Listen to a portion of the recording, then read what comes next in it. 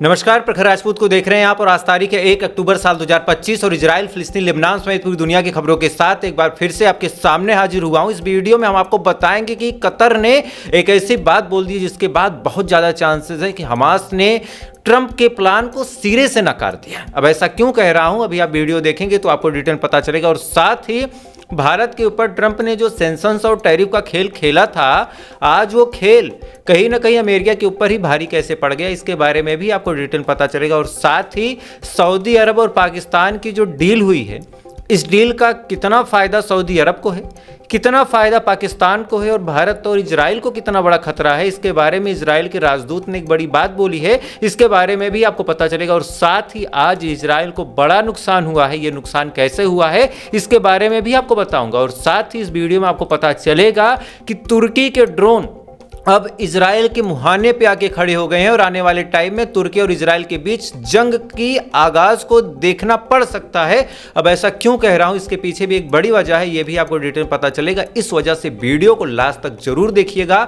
Channel पे नए हैं तो वीडियो को लाइक करके, चैनल को सब्सक्राइब करके अपना प्यार जरूर दे दीजिएगा। और साथ ही इजराइल और फिलिस्तीन की इस जंग में आप किसके साथ खड़े हैं, इजराइल के साथ खड़े हैं या फिर फिलिस्तीन के साथ खड़े हैं, एक बार कमेंट करके जरूर बता दीजिएगा। क्योंकि जब आप कमेंट करते हैं तो आपका जो कमेंट होता है उस देश के लिए दुआ का काम करता है। तो आप कमेंट करते रहे, तब तक एक एक करके मैं आपको खबरें बताता हूं। और सबसे पहली और सबसे अहम जो खबर निकल के सामने आ रही है, ये खबर सीज फायर को लेके। देखिए, ग्राउंड लेवल रियलिटी ये है कि ट्रंप ने जब प्रपोजल रखा था तो मजबूरी में नेतन्याहू को बुला लिया।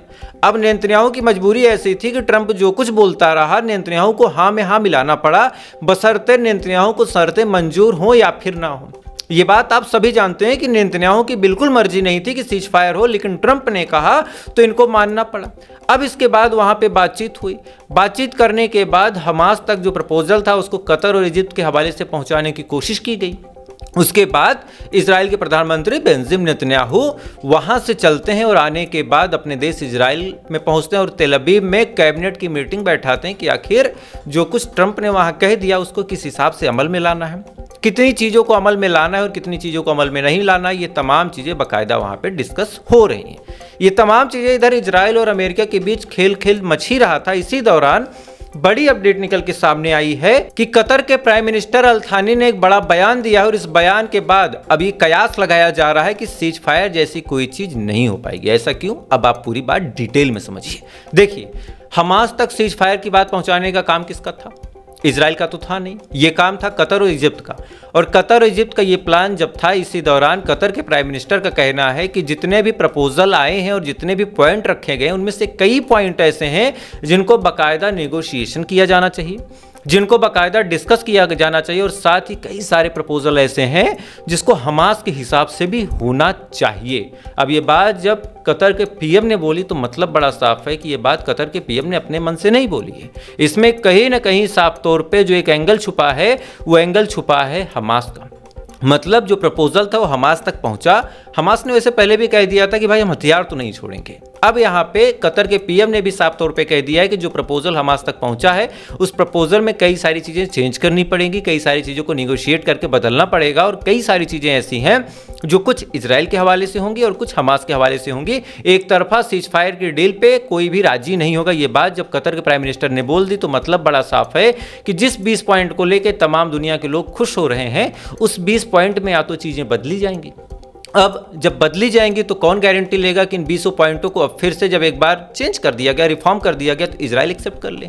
यानी ये जो शर्तों का गेम है, ये जो सीज फायर के लिए पूरी मोरस ऑपरेंडी इन्होंने बना के रख दी कि भाई ऐसा होगा तो ऐसा होगा, वैसा होगा तो ऐसा होगा, ये तमाम चीज़ें जब वन वे थी तो सामने वाली पार्टी उसमें चेंज करेगी। और सामने वाली पार्टी जब उसमें चेंज करेगी तो कहीं ना कहीं ये बात इजराइल और अमेरिका को समझ में आएगी नहीं, और फिर सीज फायर जैसी कोई चीज़ रियलिटी में एग्जिस्टेंस नहीं करेगी। ये बात आप लिखित ले लीजिए। और ऐसा क्यों कह रहा हूँ, अब आपको 2-3 इसके एग्जाम्पल भी दे देता हूँ। इधर सीज फायर की बात चली रही थी, इसी दौरान हमास ने बड़ा हमला किया है इजराइल के ऊपर। और इस हमले में 11 तो सीरियस इंजर्ड हैं और 5 ऐसे हैं जिनकी जान अब शायद इस दुनिया में नहीं है। और इसी दौरान हमास ने भी अपने मुंह से एक्सेप्ट कर लिया है कि उसके कम से कम 2 रेजिस्टेंस फाइटर को मारने का काम इजराइल ने कर दिया। इसके बाद इजराइल ने गजा पे बड़ा हमला किया और इस हमले में 45 के करीब लोगों को मारने का काम इजराइल ने कर दिया और साथ ही कई सारी ऐसी हाई एल्टीट्यूड की बिल्डिंगें थी जिनको धराशायी करने का काम भी इजराइल ने कर दिया। ये तमाम चीज़ें चल ही रही थी। इसी दौरान अब कुछ चीज़ें और निकल के सामने आई। ट्रंप ने बड़ा बयान दिया और ट्रंप ने कहा कि सीज फायर को लेके हमास अगर एग्री करता है नहीं करता वो बात की बात है, हम केवल 72 घंटे की मोहलत देंगे और अगर 72 घंटे के अंदर एक्सेप्टेंस की मुहर नहीं लग जाती है तो फिर नेतन्याहू को हम खुली छूट देंगे और ना केवल खुली छूट देंगे बल्कि हम पूरा सपोर्ट करेंगे कि नेतन्याहू अपने हिसाब से गजा में जो कर सकता है करें। तो 72 घंटे के अंदर हमास को एग्री होना होगा और ऑब्वियस सी बात आप लिखित में ले लीजिए कि हमास बहुत कम चांसेस हैं, या तो अपने लोगों की भलाई के लिए भले ही वो एग्री कर जाए, बाकी हमास के अलावा कोई और संगठन होगा तो एग्री नहीं करेगा। ये बात आप लिखित में ले लीजिए और यहीं से 2000% श्योर है मामला कि कहीं ना कहीं सीज फायर नहीं होगा। और इसके मिलते जुलते एक दो एग्जाम्पल आपको और दे देता हूँ। कई सारे देश इस समय मदद की चीज़ों को लेके गजा की तरफ बढ़ रहे हैं। उनमें स्पेन है, इटली है, फ्लोटिला, ग्रीस, ये तमाम देश मदद के सामानों को नाव में लेके गजा के समुद्री किनारे की तरफ जब बढ़ रहे हैं, इसी दौरान इजराइल ने बड़ी धमकी देते हुए कहा कि अगर ये तमाम जो चीज़ें हैं गजा के आसपास दिखाई देती हैं तो बड़े जंग की शुरुआत हो जाएगी। इधर ये बात इन्होंने क्यों बोली? भाई अगर आपको सीज फायर करना है, आपको पता है कि 72 घंटे बाद सीज फायर हो जाएगा, तो मदद की जो चीज़ें आ रही हैं उनको आने दीजिए। मदद की चीज़ें आएंगी, आने के बाद 2-3 दिन उनको आने में लगेगा, तब तक तो सीज फायर हो जाएगा, तो फिर दिक्कत कहाँ है? अगर इजराइल रोक रहा है तो मतलब बड़ा साफ है कि इजराइल का इरादा तो है नहीं सीज फायर करने का। लेकिन यहाँ पे अब एक पेच और फंस गया। दरअसल तुर्की के ड्रोन जो है वो शैडो बन के इन तमाम चीज़ों की हिफाजत करने में लग गए।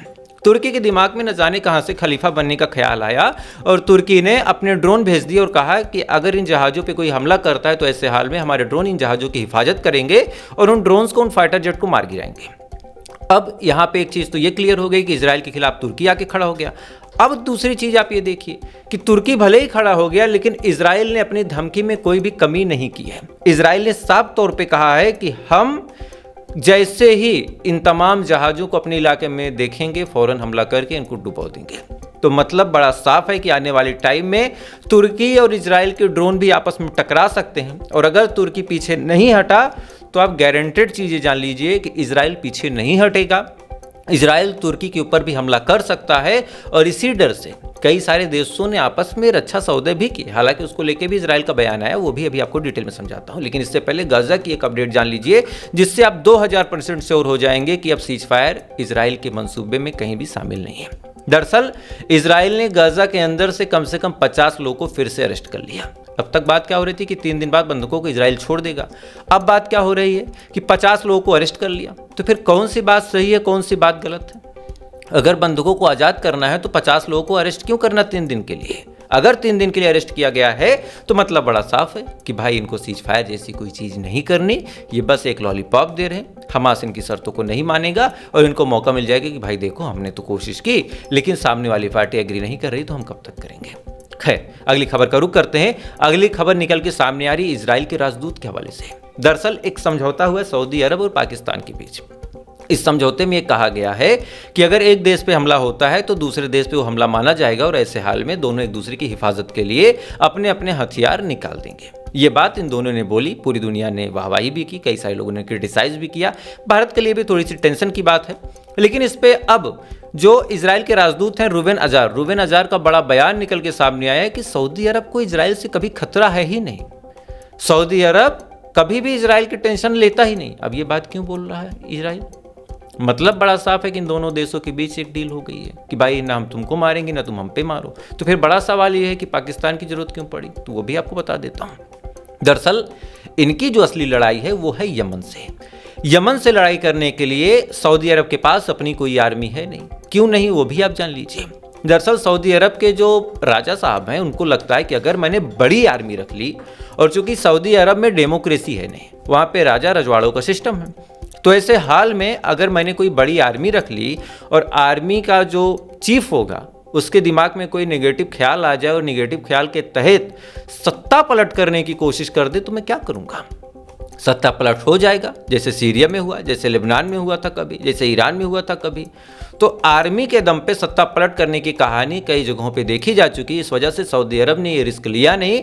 कभी भी सऊदी अरब अपनी आर्मी नहीं रखता, वो हमेशा से ही दूसरों पे डिपेंड करता है। अब चूंकि अमेरिका पे सऊदी अरब डिपेंड था, लेकिन जब कतर पे हमला हो गया तो अमेरिका के साथ सऊदी अरब का विश्वास डगमगाने लगा। और यही वजह है कि अब पाकिस्तान के साथ डिफेंस डील करना इनकी मजबूरी थी। अब आप सोचिए पाकिस्तान ने क्यों किया? क्या सऊदी अरब भारत के खिलाफ आएगा? कभी नहीं आएगा। अच्छा अभी गया तो भारत का क्या उखाड़ लेगा? भाई जब तुम यमन से नहीं निपट पा रहे हो, जब तुम इजराइल से नहीं निपट पा रहे हो, तो भारत तो बहुत बड़ी ताकत है। दरअसल पाकिस्तान की मजबूरी यह है कि पाकिस्तान को कहीं ना कहीं अपने आप को थोड़ा सा दिखाना होता है। पाकिस्तान चाहता है कि भाई पूरी दुनिया की लाइमलाइट में हम बने रहे ताकि पैसे वैसे की कमी ना हो। ऐसे हाल में पाकिस्तान ने क्या किया कि सऊदी अरब के साथ डिफेंस डील कर ली। अच्छा वो बात अलग है कि जैसे ही हुतीज के खिलाफ इन्होंने डिफेंस डील की, अगले दिन हुतीज ने इनके टैंकरों पे मारा और इनके 27 लोगों को पकड़ ले गए। ऐसे हाल में सऊदी अरब भी खामोश हो गया, पाकिस्तान वाले भी खामोश हो गए, किसी ने कुछ नहीं उखाड़ा।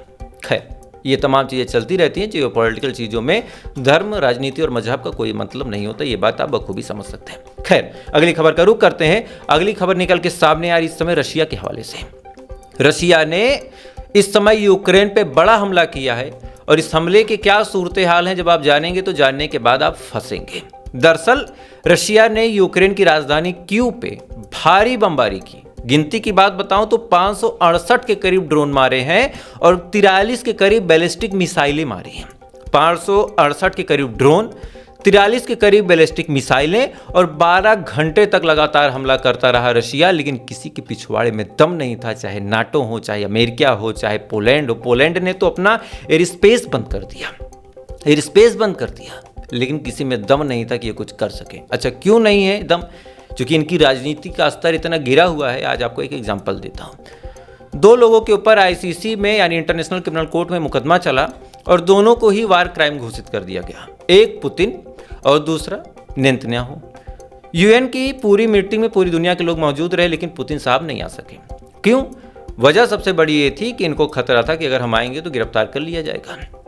अब सोचिए सेम मंच है, सेम चीजें हैं, लेकिन बेंजामिन नेतन्याहू पूरे धड़ल्ले के साथ 1-2 एयर स्पेस को अवॉइड करते हैं। पोलैंड का कर देते हैं, स्पेन का कर देते हैं, फ्रांस का कर देते हैं, बाकी ये साफ तौर पे आ जाते हैं और आने के बाद बाकायदा यूएन में अपनी मीटिंग देते हैं और वहाँ पे स्पीच देते हैं और चले जाते हैं। अब यहाँ पे बड़ा सवाल ये है कि जब एक ही कानून के तहत दोनों के ऊपर मुकदमा चला, एक ही कानून के तहत दोनों के ऊपर दोषी करार कर दिया गया, तो आखिर जब पुतिन नहीं आ सकते तो फिर यूएन के अंदर कैसे नेतन्याहू आता है और आने के बाद कैसे वहाँ से सुरक्षित चला जाता है? ये सवाल आज पूरी दुनिया पूछ रही है। यहीं से चाहे नाटो नेशन हो, चाहे यूरोपियन यूनियन हो, चाहे अमेरिका हो, इन तमाम लोगों की दोहरी और दोगली राजनीति का भी पता चलता है कि आखिर इधर मीठा मीठा गप गप तो इधर तीखा तीखा थूक थूक क्यों? ये सवाल आज पूरी दुनिया पूछ रही है। लेकिन बस वही है कि आज इनके पास ताकत है तो कर लो, कल वक्त बदलेगा। अच्छा ताकत भी क्यों है? अरबों की गद्दारी है। ट्रंप ने जो प्रपोजल दिया, हमास ने उस प्रपोजल को देखा, सुना, पढ़ा नहीं, लेकिन इससे पहले चाहे यूरोपियन यूनियन हो, चाहे अरब मुल्क हो, इन तमाम लोगों ने तालियां पीटनी शुरू कर दी और इन तमाम लोगों ने साफ तौर पे कहा कि ये जो प्रपोजल आया है बड़ा अच्छा प्रपोजल है और इसको एक्सेप्ट कर लेना चाहिए। तमाम देशों ने पहले ही तारीफें कोई पुल बांध दी और सबसे पहले इसमें कोई आगे आया तो पाकिस्तान था और इस बात को बाकायदा डोनाल्ड ट्रंप ने अपने मुंह से कहा कि इस प्रपोजल के बारे में पाकिस्तान ने पहले ही अपना अप्रूवल दे दिया। अब क्यों पाकिस्तान के बारे में कहा? पाकिस्तान भी तो एक मुस्लिम देश है, अपने परमाणु बमों का नाम भी ये कहता है कि ये तो इस्लामी बम है। तो फिर कहाँ है तुम्हारी इस्लामियत? कहाँ है? बस मुंह से, बातों से। खैर अगली खबर का रुख करते हैं। अगली खबर निकल के सामने अमेरिका के हवाले से और अमेरिका की हरकतों की वजह से कहना कहीं ना कहीं गलत होगा। ट्रंप की हरकतों की वजह से बड़ी मुसीबत बढ़ गई है, ट्रंप की भी, अमेरिका की हुकूमत की भी और अमेरिका की सरकार की भी। कैसे? अब आप समझिए। इन्होंने सबसे पहले क्या किया? भारत के ऊपर सेंसस लगा दिए कि भारत जो है अपने सामानों को बेचे तो उसको टैक्स देना पड़े, इंपोर्ट ड्यूटी देनी पड़े, चीज़ें महंगी हो जाए। इस बात को आपको मैंने समझाया डिटेल में। इसके बाद इन्होंने H1B वीज़ा महंगा कर दिया। अब H1B वीज़ा महंगा करने का मतलब ये है कि भारत के जो लोग अमेरिका में जाके इन्वेस्टमेंट करते, जो लोग वहाँ पे बिजनेस शुरू करते, उनके लिए मुसीबतें बढ़ गई। अब या तो ये चीज़ें महंगी करते तो फ़ायदा इनका ये था कि भारत के भी जो लोग विदेश में अपने प्रोडक्ट्स को बेच रहे थे वो ये कहने वाले थे, वो करने भी वाले थे कि भाई भारत से तो हम बेच नहीं पाएंगे तो चलो अमेरिका में ही फैक्ट्री लगा लेते हैं।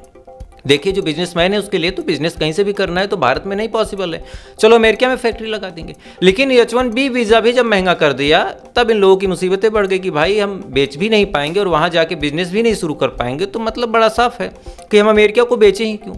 और इसी के साथ कई सारी अमेरिकन जो कंपनी थी उन्होंने भी भारत का रुख अपना लिया कि चलो भारत में सस्ते मजदूर मिल जाएंगे, सस्ते लोग मिल जाएंगे और वहाँ पे हमारा बिजनेस बड़ा अच्छा चलेगा। और इस वजह से चाहे अमेरिकन कंपनी हो, चाहे इंडियन कंपनी हो, चाहे ईरानियन कंपनी हो, चाहे रशियन कंपनी हो, इन तमाम कंपनियों का जो झुकाव है वो इस समय भारत की तरफ से है। और भारत की तरफ झुकाव होने का मतलब ट्रंप का पूरा जो दांव था वो फेल हो गया। भले ही ट्रंप अपने मुंह से एक्सेप्ट करे ना करे, बेहे आदमी है, नहीं करता भाई क्या कर लोगे। खैर आखिरी खबर का रुख करते हैं और आखिरी खबर उत्तर प्रदेश से निकल के सामने आ रही है। उत्तर प्रदेश की जो पुलिस है एक तरफ तो लाठियां भाजती है, एक तरफ तो हाफ एनकाउंटर करके लंगड़ा कर देती है, दूसरी तरफ इसकी क्या सच्चाई है उसको जब आप जानेंगे तो जानने के बाद आज आप फंसेंगे। दरअसल एक शख्स था और ये गाजियाबाद में एक थाना लगता है साहिबाबाद, इरशाद मलिक एक नॉमिनल गैंगस्टर है, गुंडा है। इसके ऊपर कई सारे FIR हैं, कई सारे मामले हैं। अब आप कहानी देखिए कि पुलिस को इसको गिरफ्तार करना था, पुलिस को इसको पकड़ के जेल में डालना था, लेकिन पुलिस के जो लोग थे इसके साथ बैठ के पार्टी करते नजर आए। अब ये बात कहीं से लीक हो गई, लीक ना होती तो मामला खुलता भी नहीं, लेकिन गलती से लीक हो गई, कहीं तस्वीर कहीं वीडियो। उसके बाद फिर इस मामले में चढ़ाई हुई। जब चढ़ाई हुई तो पता चला कि भाई सच में लोग गए थे। उसके बाद मजबूरी में फिर कुछ लोगों को सस्पेंड किया गया, कुछ लोगों को ट्रांसफ़र कर दिया गया। लेकिन बड़ा सवाल ये निकल के सामने आया है कि अगर ये वीडियो लीक ना होता, अगर इस घटना के बारे में किसी को जानकारी न होती तो पुलिस और गुंडे के बीच अंदर ही अंदर इतना गहरा संबंध कैसे। खैर तो फिलहाल इस सवाल का जवाब मुझे खुद कमेंट करके दीजिएगा। बाकी वीडियो आपको अच्छा लगता हो तो लाइक सब्सक्राइब करके अपना प्यार दे सकते हैं। बाकी थोड़ी देर बाद आपसे फिर मुलाकात होगी इजराइल, फिलिस्तीन, लेबनान सहित पूरी दुनिया की खबरों के साथ। तब तक आप अच्छे रहिए, खुश रहिए, अपना ख्याल रखिए, अपने देश का ख्याल रखिए। ऊपर वाला की हिफाजत करें।